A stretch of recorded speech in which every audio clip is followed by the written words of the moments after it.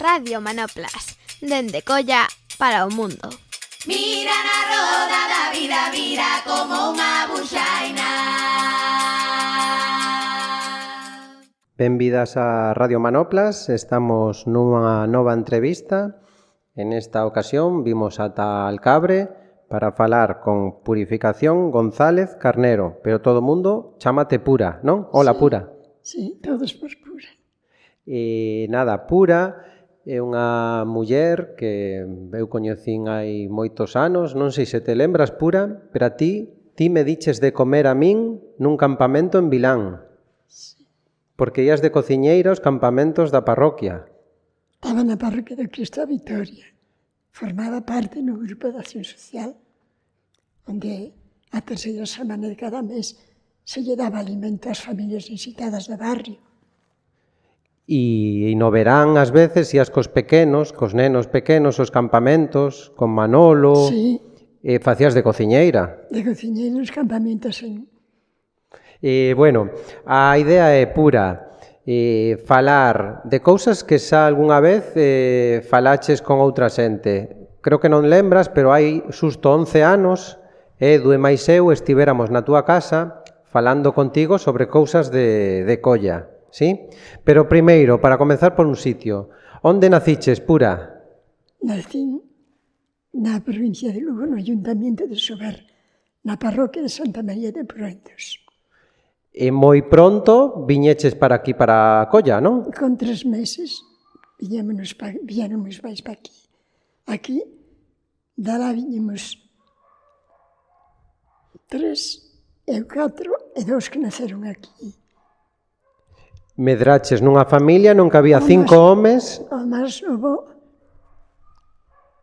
tiña pouquiña salud. Estaba casado, a filla era médico, estaba en Coruña. O medio da filla, ingeniero no grupo R, sala nesta da tarde, comía solo, cenaba solo, e acordou a virse para aquí. E viuse para aquí, para esta residencia. Aquí era moi querido polas monxas. Bueno, él tamén se dejaba querer. Era unha persona moi servicial para todo. Sempre estaba disposto a todo o que quixera falta. Pero aquí, pouca salud, a monxa que o cuidaba, a súa encarnación, cuidou-no moito. Que foi? Sí. Recordo que o chamei ás 10 da noite, chamoume elas 10 da noite, e dixo, encontraste mal? No, pero puxe unha parte do corazón e deu-me mal. E viu a reencarnación e díxome, mañana lo vemos de casa, si dá mal, e ao día seguinte encontro no morto no suelo. Pero xa lle dixeron cando era novo. Naquela época enfermos de tuberculoses. Unha operación que lle sacaron 3 trozos de costilla e dixeronlle, se llegas a viejo, vas tener moi mala vejez, porque es como un tejado. Mientras nuevo, pero segundo que foi o que lle pasou a él, desplazou o corazón, encontrou no morto. Eso, eran anos nos que había moita enfermidade. Na túa casa houbo varios irmáns, creo que tiñan problemas de pulmóns, non? Ou de... Naqueles tempos de tuberculoses. Este máis non é eso. O outro quedou ben. Quedou perfectamente, casouse e despois unha enfermedade, parece que despois do ano, unha feriña que había, sofreu moito. Con 32 anos morreu. Pero non foi eso. É o máis novo, este que quedou ligado. Visitamos varias residencias, a que máis gustou foi esta. Estuve aquí. Pero bueno. Voulle dicir a xente que estamos grabando na residencia de Santa Marta, non? Que está aquí en Alcabre, moi preto a Samilio, barrio de Colla, non? Sí, eu cando vim aquí, sempre me gustou colaborar. Cantos anos levas vivindo aquí, Pura? Pois viñen con 93. Se acordo que entrei un día 2 por o primeiro domingo. E o que estaba na mesa dixo, voy a doblar, iso que es? Ven comigo, e fun con a lavandería, estaba doblando a lavandería. Pero como hai que planchar moito, que tiña inflamación de tentos, Fue o doutor da casa e dixo, olvídese, son tendones viejos e tuven que dejar de ir a doblar.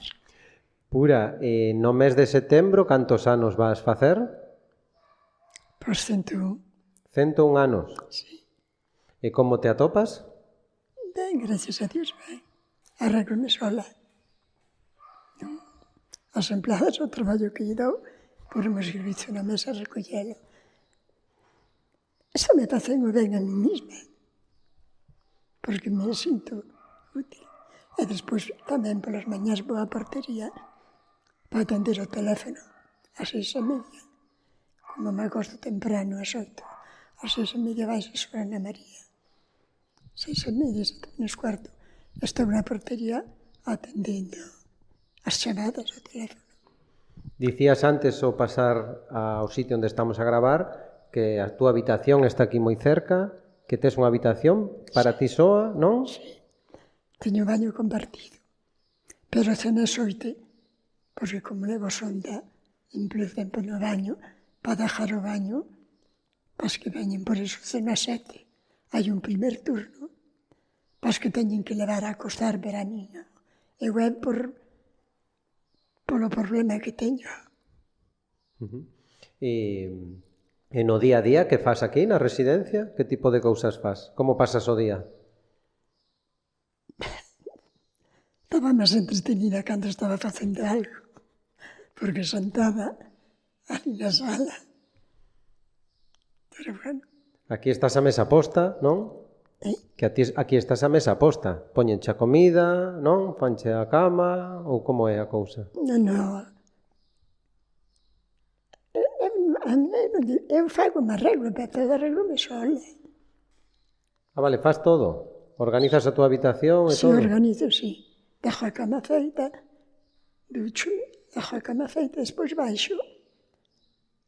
Ainda, antes da portaría, ainda corro as cortinas e as persianas, porque se non entran, encenden as luces todas, e xe de día. Pero despois as 6:30 xa vou a portaría. Xa se vai Ana María que do eu. Hasta as 8 que ven, chicho.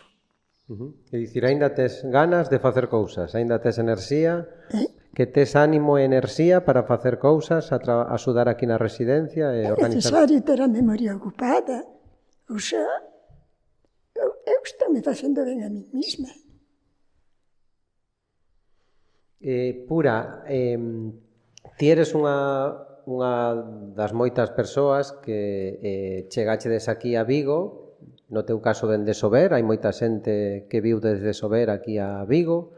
Eres do mesmo pobo que Aurita, non? Que tamén fixo moita vida na parroquia. Sí, estaba eso, no grupo de acción social. Viñechedes para aquí, para Vigo, viviches en varias casas, en Pelallos, non? Na zona onde agora é a Rúa Redondela, sí. Soutomaior. Logo, ti, os últimos anos viviches... Pero tiñamos a tienda no Torreiro. Eso, fálame do Torreiro. Que era o Torreiro de Colla e que facías ti ali? No Torreiro de Colla, pois na tienda. Cerraban de 2 a 4 para ir a comer. Pero agora non existe o Torreiro como tal. Onde está? Onde lle explicarías que está para a xente que non sabe que é o Torreiro? Que? Onde estaría agora o Torreiro? Cerca de onde? Pois por onde está o campo.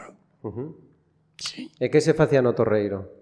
Pois na tienda, a despachar. Sí. Dende pequena? Non, iba cun hermano meu, con Tomás. Íbamos 2. E que tipo de cousas vendíades ali, naquela tenda? Que vendíades na tenda do Torreiro?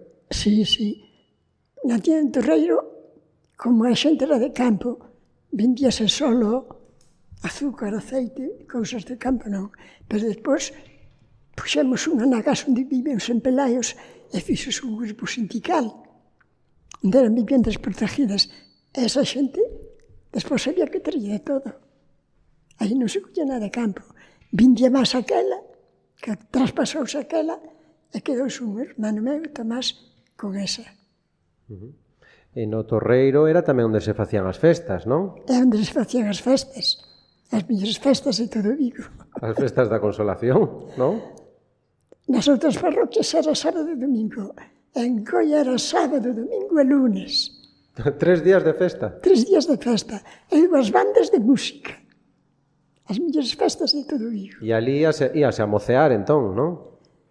Íase a mocear ali, a ver se collía mozo ou moza, ou como era. Non, eu non, que eu estaba na tienda. Pero, bueno, sempre había, máis ou menos como todas. E cal foi a razón de que a túa familia deixara a tenda do Torreiro? Por que tiveches que deixar a tenda do Torreiro? Porque despois eu casei e foi a miña vida. Trapasouse aquela e quedouse ese meu hermano ca de Pelaios. E logo ti casaches, non? Casaches máis tarde, con 20 bastantes anos, non? Caseime tarde porque facía falta na casa. 2 enfermos de tuberculosis. Facía falta na casa. O meu marido quería poñer a nosa vida, pero morrera ya nai. Dixo, se tú pagas a meu pai manda a criada. E despois quedei na casa.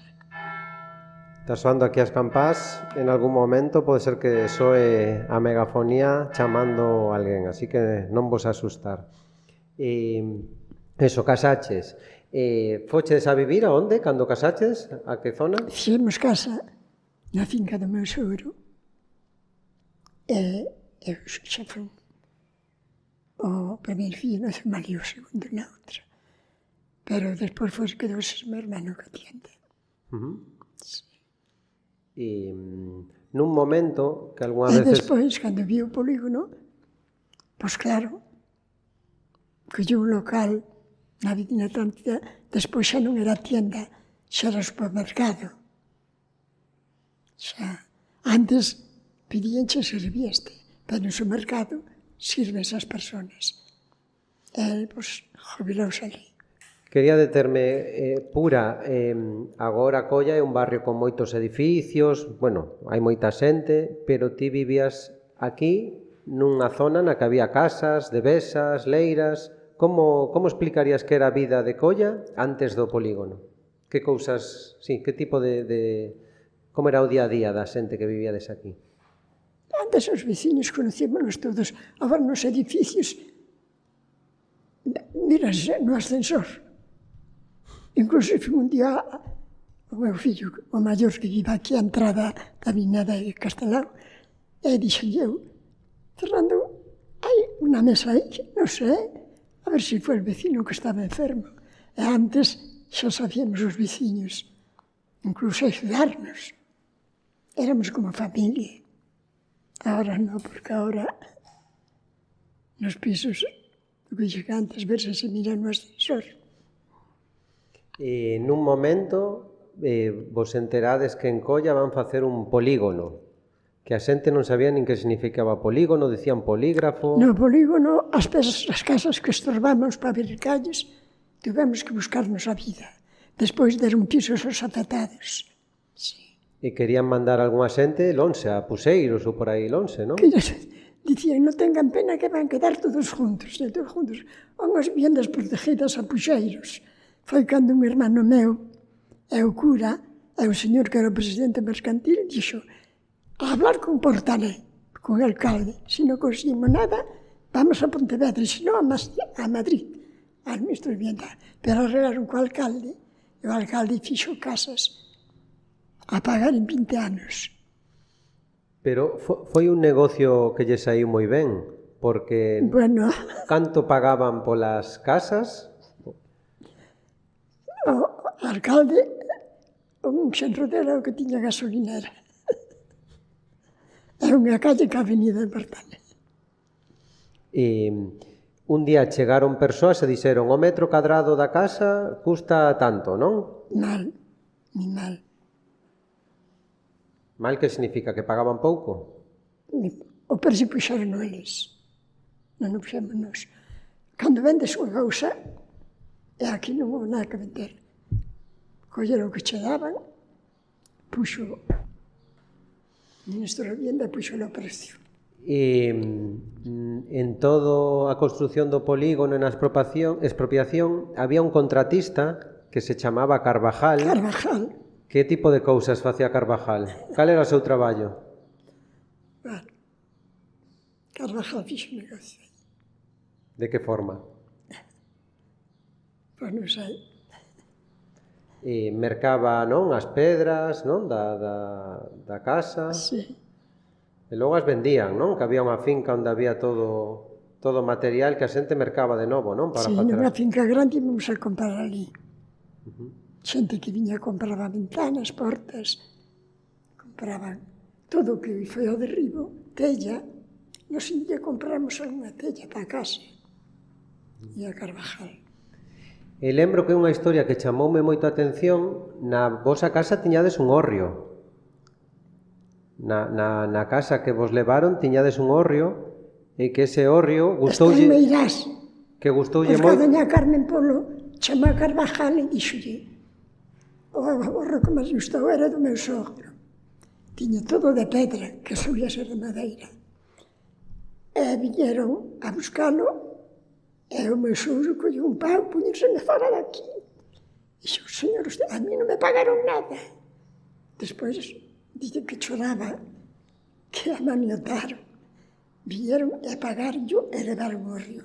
Está en Meirás, no Pazo de Meirás. É dicir, un hórreo de colla, Sí. gustoulle a muller de Franco e o levaron para Meirás. Está no Pazo de Meirás, ca pirámide, ca cruz, é todo de pedras, balaustres, que solían ser de madeira. O mellor que había, o que máis lle gustou, a Carvajal mandou a doña Carmen Polo, que foi a que lle pediu o río. Está no Pazo de Meirás.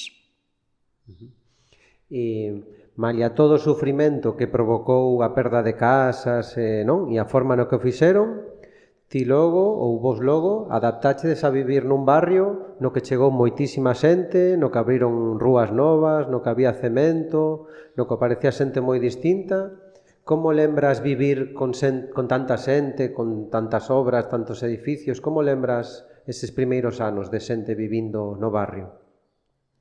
Pois non, porque como eu tamén, como estaba na parroquia, había socios, pois visitaba 21 portal para socios que iba a orar. E conocía, claro, conocía máis xente.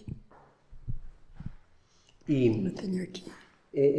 Olevei Pali, Pura, algo moi importante na túa vida foi tamén a parroquia do Cristo da Vitoria, non?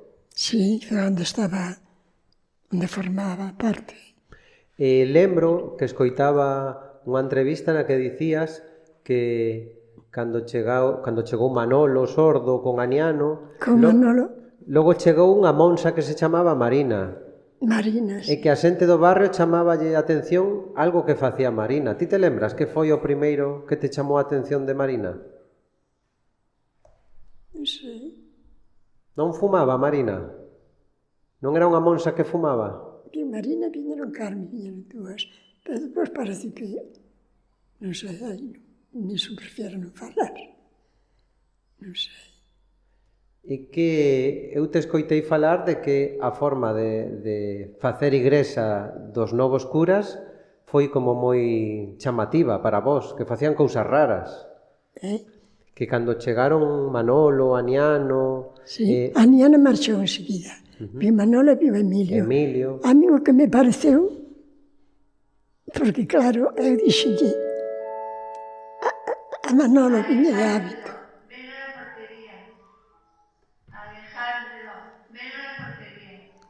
E despois vireino con un pantalón así, e dixo Manolo, bien parecido, non me gusta nada.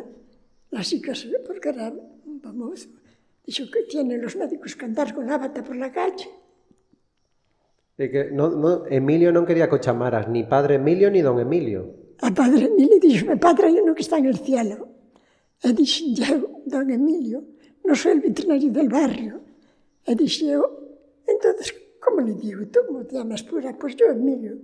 E dixo, non se dan a respetar. Pareceume que non se daban a respetar, porque antes o cura era un respeto, había con sotana, si chovía, co paraguas que se acompaño. E aquí había unha señora que vivía no alto, e dixo, a ver, ¿quién lleva a Carmen? Si no voy yo. Iba ele e dixo eu. Despois miren moi cercanos, moi distinto ao que eu pensaba.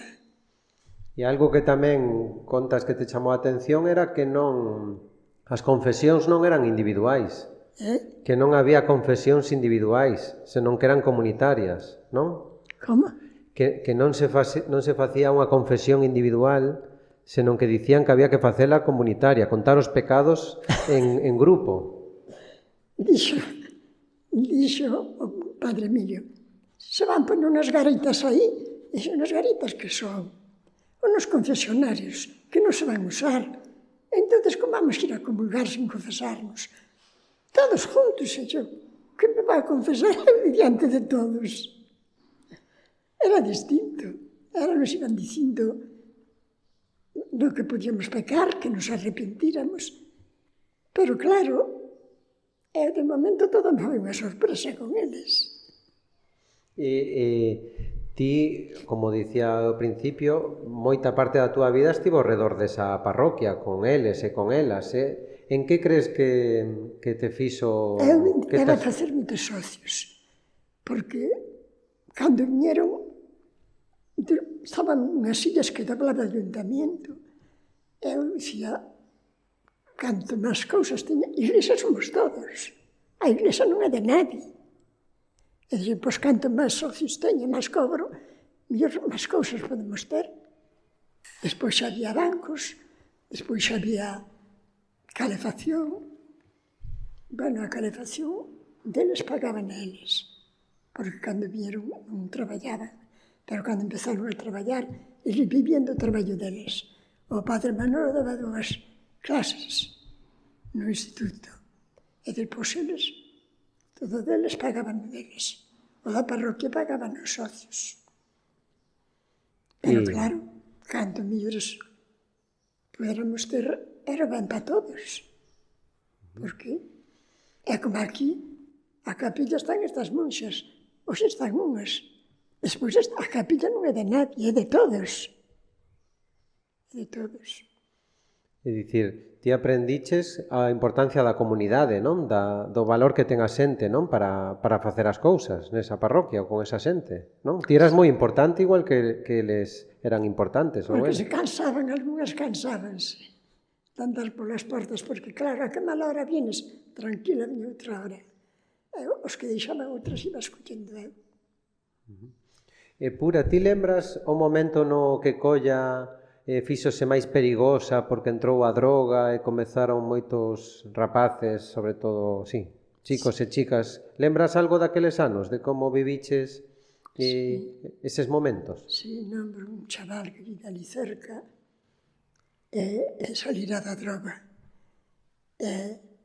Felicitame, dixo, non me feliciteis, que estou limpiando jardines, que me un trabajo polo ayuntamiento, e agora non me la cobran, me la regalan. Regalaban ya para que volver a caer na droga. Dixo, non me feliciteis, porque tengo tentaciones, ainda así, pero despois non sei. Eu xa vim para aquí. E para alguén que non coñeza o barrio de Colla, que lle contarías ti que o máis bonito, o mellor de Colla? O que máis te parece a ti, o mellor que te parece a ti de Colla, deste barrio no que viviches tantos anos? Neste de tan pequeno? No, en Colla. De Colla, que dirías que o que máis te gusta ou que máis, non sei, mellor che parece? En Colla ali, o que dixen antes, que todos os veciños, sí. A mellor estábamos en bolsas chupias, e chegaba a me recolleron os veciños. O sea que nos axudábamos. Éramos como familia. E agora que xa levas aquí 7 anos, non? Nesta residencia. Sí. E cando vim para aquí, unha compañeira na mesa, me voi que voy a doblar. Me voi que dixe, iso que és? É lavandería, se quieres venir. Dixe, non sei. E fun, e sí. A roupa que ven en carros grandes, nunha mesa deus levar a roupa pequena. Doblando, pero como se plancha moito, foi cando collín. E que boto de menos, porque tiña as mañas moi entretenidas. Bueno, pero tamén xa é tempo de algo de descanso, non? Que levas toda a túa vida traballando, ou non? Eu creo que é conveniente o estar facendo algo. porque agora fego isto outro, senón son un parásito. Pura, para sair rematando, ti tes netos e netas, non? Tes netos e netas. Os anos, No, que tes netos. Ou algunha neta tes. algunha nota. Neta. Os teus fillos teñen fillos. Teño 2 fillos, 4 netos. Os 2 fillos xa están jubilados. E os netos, un é sanitario, a neta en Álvaro Munqueiro, o outro está en Pavisa, en Huesos en traumatología. Unha neta está en Madrid. Sí. Esa non sei, díxome que el lunes non vai a venir, que vai a Alemania a dar unha conferencia. E a outra neta está casada, que está na miña casa. Traballa ela, traballa o marido. O marido traballa en unha empresa de automoción, ela está nunhas oficinas no Valdenavia. E hai algo que che E 2 gustaría? bisnetos. E hai algo que che gustaría que lles pasara na vida a eles? Ou estás contenta coa vida que levan? Estou contente, estou ben, os fillos todos os días me chaman e veñen aquí tamén porque están cerca os 2 viven en Colla. Bueno, pois para non amolarte moito máis, imos despedir. Moitas grazas, Pura, por aceptar Nada, que montemos aquí todo isto. Está por aquí Martín grabando coa cámara. gracias a vos. Para nós unha sorte poder escoitar e ter Gracias a cerca vos. a túa vida. Gracias a vos que vos acordastes de mí. Home, é importante acordarse daquela xente que fixo algo por un. E ti fixeches algo moi importante por min, que foi darme de comer algún tempo. Entón, eso é tremendamente importante. Bueno, pois moitísimas grazas, Pura, que vaya todo ben, vale? Nada, gracias a vos. Ata logo, chao.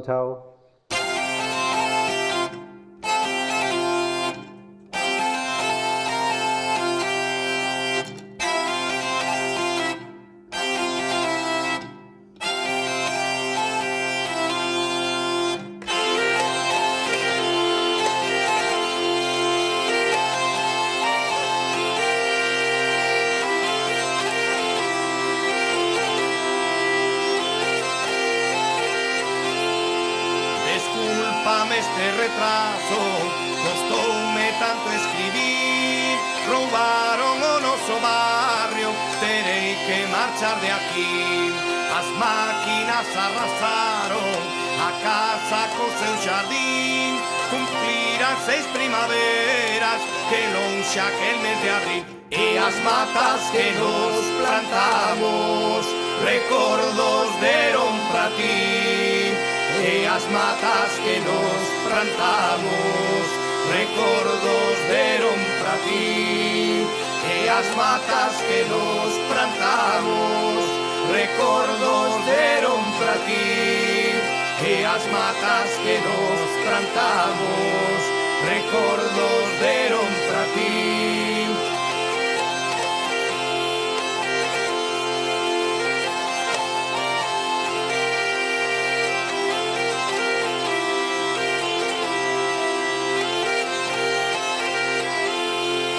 Faltaban moi poucos días por ver as flores abrir. No noso rincón sagrado un monstruo van construir.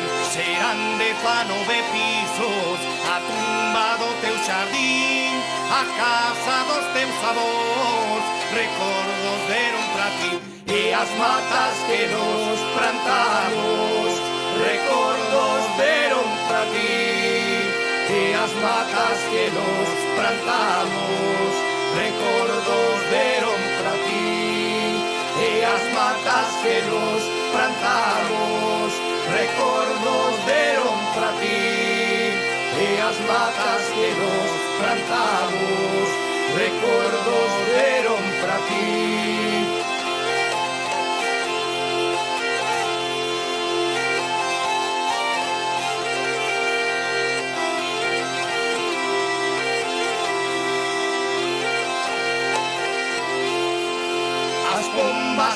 figueira, recordos deron pra ti. O buxo e a madre selva, recordos deron pra ti. As pombas e a figueira, recordos deron pra ti. O buxo e a madre selva, recordos deron pra ti. E as matas que nos plantamos, recordos deron pra ti. E as matas que nos plantamos, recordos deron pra ti. E as matas que nos plantamos, recordos deron pra ti. E as matas que nos plantamos, recordos deron pra ti. La